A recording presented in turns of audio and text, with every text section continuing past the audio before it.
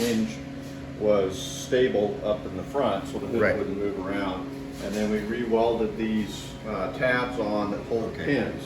And then So these are the pins. we actually put another plate underneath the hood to allow the pins to go through and have a larger surface area for them to sit on. Right. So we've got the pins stabilized and all that. So then we body worked everything, smoothed it right into the gaps. And so these gaps were actually all filled in with bodywork, and then we recut it. Wow. And once we recut it, then we come back and we smooth it and do a tighter gap at the end. But it's the only way that we can do the bodywork so that this hood completely flushes with the sides and the top of the cowl. Yeah. So that's the big difference is before the hood never fit. Of course, we did do some metal work and did move around a little bit of the metal, so we couldn't avoid that, but that was, you know, part of getting everything positioned right and then stabilizing it for bodywork.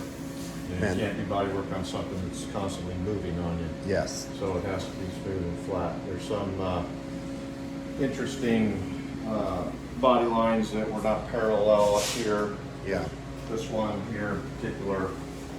On the hood here? Fender. Yeah. It looks great. So this one didn't have any.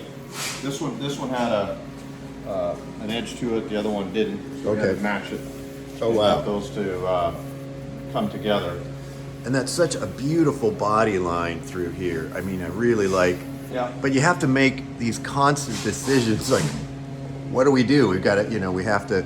It's all homemade. How do we make it look really great? And I think you guys did a great job. Same with the front, as you mentioned. This was kind of bent down here in the front, and it had a flat spot in It it. had a flat spot in it. So what we did is we reworked this area and smoothed it out and tried to create the same kind of shape and angle that the lower balance has without putting, without putting a point on the hood. We didn't want a point on the hood because Volvos don't have a point. Yeah, you know, they're a nice open mouth kind of oval shape to them. So you know, without creating a different look to the hood, because I know you sent pictures to the owner prior, so we can't have anything look different when we're done. When it's painted and you stand back and look at it, it should look the same as the pictures that you sent to him when it was in blue.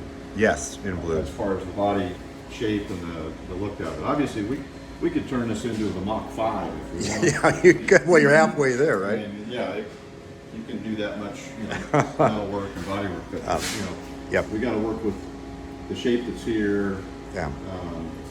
Keep it consistent, and then just make it parallel so it looks nice.